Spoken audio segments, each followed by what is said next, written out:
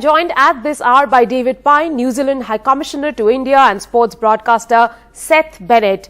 To you, Ambassador Pine, first, 850 days have passed since that epic final in Lord's in 2019. Are you thinking about it today as the match starts?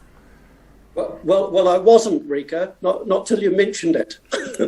But no, I think all Kiwi fans remember that game. It was a fantastic game, and I think I read somewhere that Kane Williamson was saying that these days the team looks back on it fondly, but it was obviously a big disappointment for them at the time. Seth, what about you? Are you thinking about that epic clash? Well, Rika, if you offer me the opportunity to take the same results, a super over, a fantastic finish and an England victory, I would take it right now. But, hey, look, they are great clashes between these two nations. Two great captains. Williamson is outstanding, a great ambassador for his country and for the sport. Owen Morgan, exactly the same.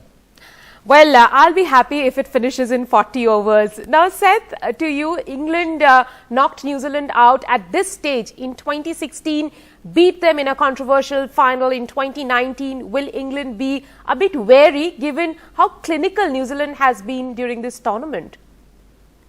Absolutely, and the fact that for England things haven't quite gone to plan in the last week or so. Injuries to Jason Roy, as you mentioned, means that they have to shake up that batting lineup. Does it make them significantly weaker? Makes them a little bit weaker, I think. Johnny Bairstow will step into that role quite comfortably. We know how devastating he can be. But you just look at that New Zealand team. It's full of experience. It's full of quality. And there's no doubt that they come into this game with more than an even chance of being able to go on to that final.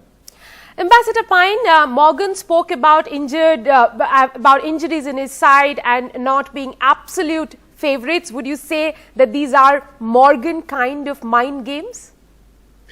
I think all the captains are pretty cautious when they answer those sort of questions, aren't they? But I think Seth explained it all very well, and I think it's set up for a great game. I suppose if you're the bowling team, you breathe a sigh of relief that you might not have to bowl to Jason Roy, and then you realise, oh no, I've got to bowl to Johnny Bairstow. So I guess it doesn't get any easier for the bowlers, does it? Now, we do know that England has been hit by injuries, and one injury that could trouble the New Zealand side also is Kane Williamson's elbow. Now, let's listen into the captain ahead of this clash on how he's managing his elbow injury.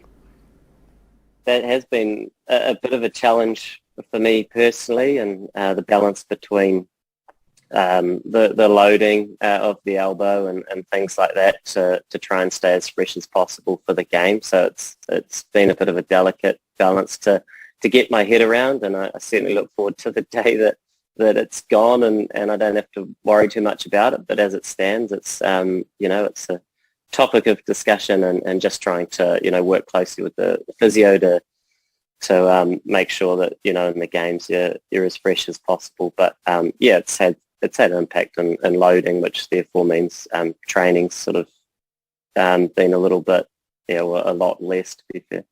Ambassador Pine, I do remember how long we, the Indians, spoke about Sachin Tendulkar's elbow injury. Is New Zealand doing the same? Are they worried about Captain Kane Williamson's elbow? Is there much talk about it? Oh, there's been a little bit in the media, but he's a tough guy, and we've got plenty of faith in him. Seth, New Zealand has been the best bowling side in the tournament if you look at their stats. Tonight, would you say the clash will be between New Zealand's bowling and England's power-packed batting? Yes, absolutely. I think if you were to look at this England team, the one concern you would have over whether or not they're going to be able to bowl significantly well enough in the power play overs at the start, but also have they got those finishers at the end? Tamal Mills being out is going to be an issue for England. But you do look at that batting lineup for England and you say, well, look, what is out of their reach? Do you have to get 180 to be beyond England within this format of the game right now? That's going to be a huge, huge challenge. But, I think when you look at the England lineup, they're going to go out there, they're going to be explosive. The question then will be, what will the bowlers be able to do? Will they be able to keep it reined in? And particularly the spin bowlers. Adil Rashid is outstanding. but this hasn't quite been his tournament so far. Is today maybe going to be the day where he announces himself here? Seth, I'll really have to ask you before the match gets going, would you say that England is a little bit relieved that New Zealand has knocked India out of the tournament? Can I say no to that? Yeah, of course, of course. You don't want to face India and what comes with India in the latter stages of a tournament, because you know just how powerful they are. You know how good they are in this format of the game as well. So I think it's a relief to all the teams that are still left in the competition that India aren't there. You know, for the ICC, are they a little bit disappointed that India aren't in the latter stages of this tournament? Probably the answer to that is also yes.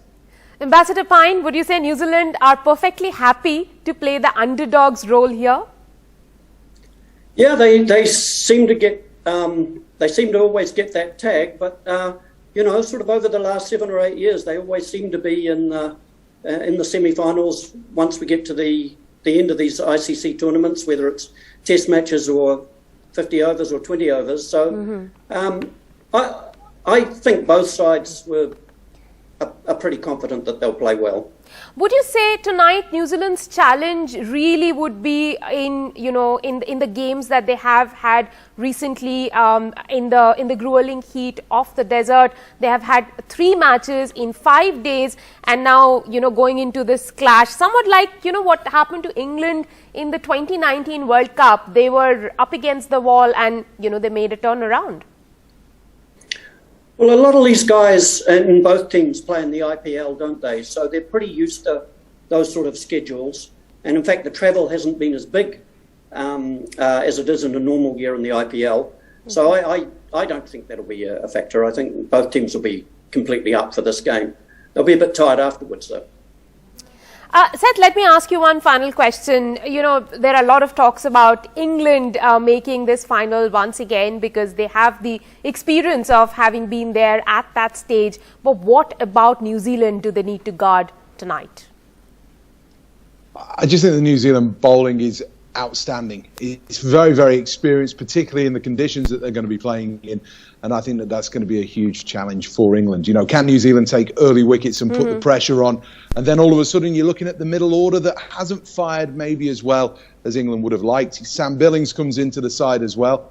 What an opportunity potentially lies at his door to come through and show what he's able to do. And then it falls back the other way. I mean, New Zealand are a phenomenal side. Rika, are they the most underrated team in world cricket? Despite everything that they've done, people still see them as being underdogs. They're fantastic. They've got a great leader in Kane Williamson as well. I'm just so excited. It's going to be a phenomenal, phenomenal game. Well, you don't call them underdogs, but Ambassador Pine says that they are happy to play the underdogs tonight. Thank you very much, gentlemen, for joining me on the broadcast.